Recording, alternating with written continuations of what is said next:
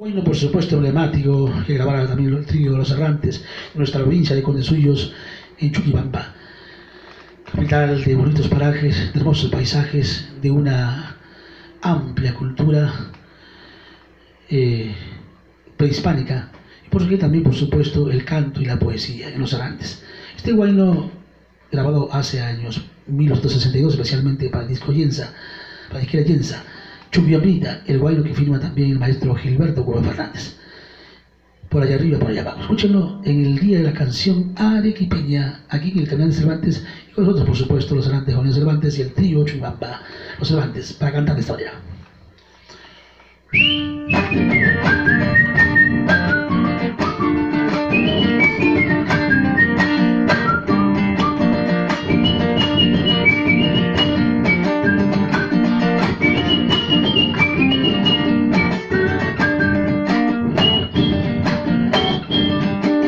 Por allá arriba, por allá abajo, tengo mi camino para robarte, para llevarte, Chuquibambinita, linda paisanita. Desde muy lejos yo te recuerdo, siempre con el alma. Ni la distancia menos los años harán que te olvide, Chuquibambinita.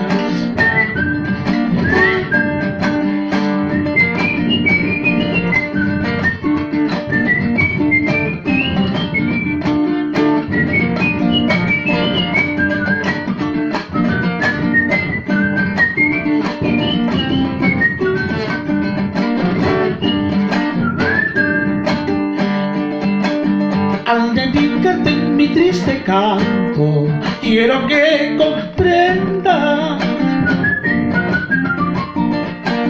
que siempre ha sido mi Chuquibamba, tierra preferida, linda paisanita. Cuando me vine de esa mi tierra, hice la promesa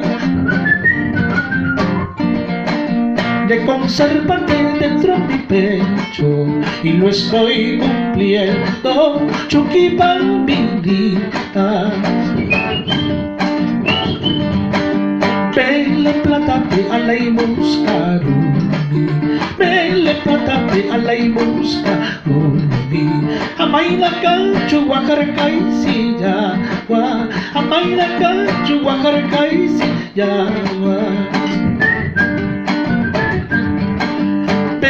Platate alaimuscarumi, mele platate alaimuscarumi, amaina canchu guajarcaisilla, amaina canchu guajarcaisilla. Así, cha.